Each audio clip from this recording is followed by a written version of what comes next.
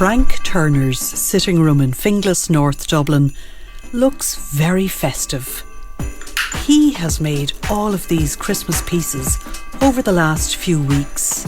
It's a relatively new business venture for him, as he left the corporate world just before the pandemic. He now trades under the name Art of Trees. So basically I recycle and preserve real fallen tree branches, and I get them from golf courses and county councils and stuff like that. People let me know if stuff are down, and I'll go out, and if I can work with it, I'll take it away. I like making pieces like the candle piece that I have. There's no foliage at all, and I love that. That would be if I could make them like that my whole life, I could. But what I've found over the years is that when someone's looking for one of my pieces, it's got to be colourful. It's got to brighten up an area, and so hence adding the foliage to them. I get a lot of questions. People ask me, so what type of tree is that? It's not. It's a Frank tree. It's literally 80% of what I make doesn't exist in nature. Although the tree was real and I preserved it, and it's going to stay like that for many, many, many years. The way it looks and the foliage isn't necessarily natural. It just pops into my head. I know when I have a piece, so when I see a piece of wood that has an amazing shape to it, it just comes to me. It's like, right, what will I make from it? What will I make it look like, you know? Unless somebody wants me to make something in particular, I just let my imagination go wild. I like to be unusual. I'd love every home in Ireland to have one, because I love what I'm doing, and it's so creative. Frank Turner makes his decorative trees in a converted container in rural North County Dublin, not far from the airport. He stores his fallen branches and twigs in a shed nearby. He carefully selects the branches which would be suitable for his work. In order to preserve the wood, he debarks the branch. This takes time and a lot of concentration. This is not a chore for Frank. This kind of task brings him a certain peace of mind. It's literally meditation. I'm gone. I lose track of time. I'm in a whole other universe. I'm gone. Frank sands the branch then to make the wood smooth. So that's the sand, and you can actually probably see already it's becoming a little bit lighter. So that's taking that membrane off and the wood. So I like that. I love the finished wood effect. I love the colour, the natural white in the wood. But you tend to, most people kind of like a stain. They like a colour. They like a more natural looking colour than as if the bark was still on the tree. So that's why most of them I do end up staining. The branch is then painted with linseed oil to preserve it. This is a piece now it's nearly complete. So if you can imagine, this piece here was like this. It's now preserved, it's now stained, decided what I wanted to use as a base. So it's in the base, and then I just have to drill.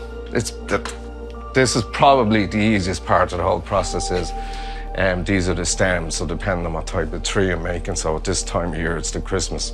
Although I make all my other types as well, but it's predominantly Christmas. So this has to be anchored in some way, and I find the best way to do that is to drill here.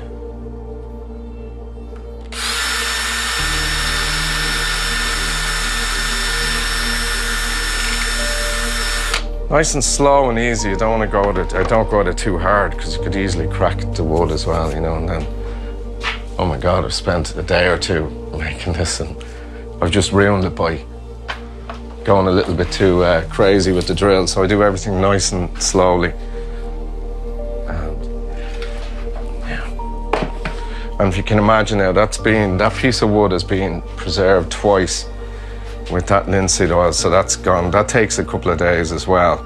Obviously, when you've put the first coat on, it takes quite a while to soak, but it soaks right into the core of the wood. So I do it twice, just to be sure, and let it dry out. So that's it then, because I want someone to take this out every Christmas for the next 20 years, hopefully, you know, as long as they still love it. So that's her. That would be that would be a finished piece.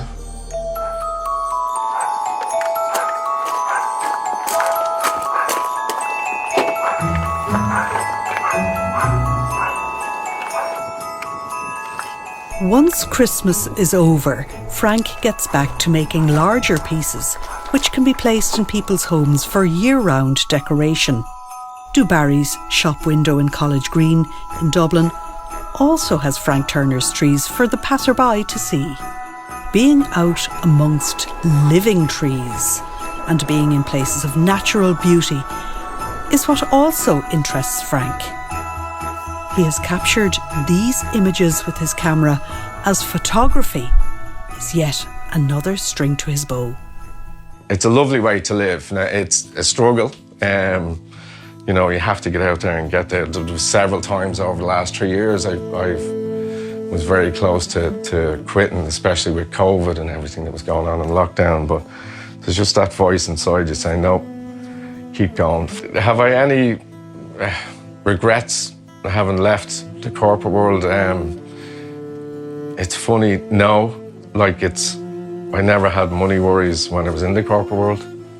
Have money worries since I got back into doing, especially with circumstances with COVID and stuff, but I've never been happier in myself, in my inner self. It's like I was blind and now I can see almost. You know, it's like I had a vision of the world and the universe when I was a young guy, and I tended to see the world in a completely different way than a lot of people. And I lost that over the years, and you put on a mask and you become someone you have to come to fit in with everyone else and fit in with society and your way of life and buying stuff and having this and having that. And it's literally, in the last 3 years, I've gone back in the time machine. And obviously I still have responsibilities and I have to look after them, but I don't worry like I used to worry. Like I had more money worries when I had money than I do now when I don't have so much of it. So it just shows that there's so much more to life.